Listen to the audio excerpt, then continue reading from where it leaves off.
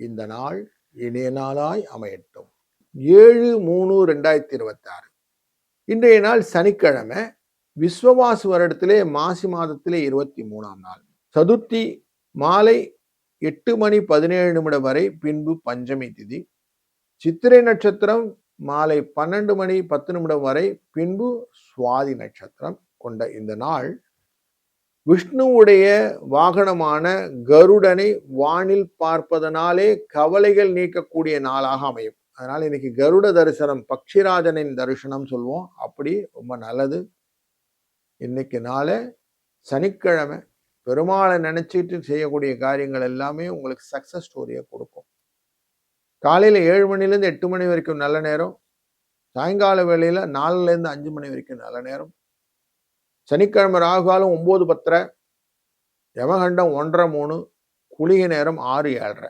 சூரியனின் இருப்பு நாழிகை கும்ப லக்னத்திலே 1 நாழிகை 16 வினாழி இருப்பார். 6:26க்கு இன்னைக்கு சூரியன் உதயமாவார்.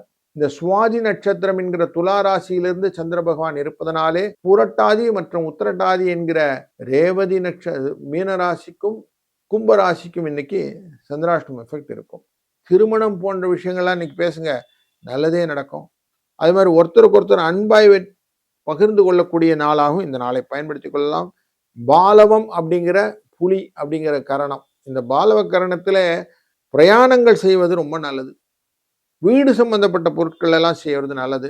மங்களகரமான காரியங்கள் செய்தால் நல்ல வளர்ச்சியை பெறலாம் அப்படின்னு இருக்கு. சதுர்த்தி கடனை அடைப்பது ரொம்ப நல்லது. கடனை அடைச்சிங்கன்னா கடன் அடைஞ்சிரும். அதனால சனிக்கிழமையும் சதுர்த்தியும் சேர்ந்த இந்த நாள்ல கடன் அடைப்பதை பற்றின எண்ணங்களை வைத்துக் கொள்ளுங்கள். நிச்சயம் வெற்றி உண்டு. வணக்கம் சிம்மராசி நண்பர்களே.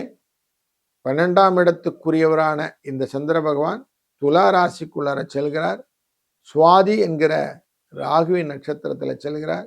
உங்க ராசிக்குள்ளார கேது இருக்கிறதுனால மனசில இனம் புரியாத ஒரு குழப்பத்தை கொடுக்கக்கூடிய சூழ்நிலை உண்டு. செய்த காரியத்துக்காக வருந்தக்கூடிய சூழ்நிலையும் உண்டு.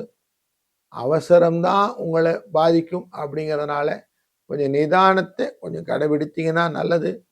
பரபரப்பா இருக்கணும்ன்றதுக்காக எதையான பண்ணிவிட்டு வாக்குகளை எல்லாம் கொடுத்து விட்டு வில்லங்கமான விஷயத்துல கையெழுத்து போட்டுவிட்டு பின்னாடி அவஸ்தைப்படுறதுங்கிறது இன்னைக்கு உண்டு. கொஞ்சம் ஜாக்கிரதையா இருந்துக்கங்க.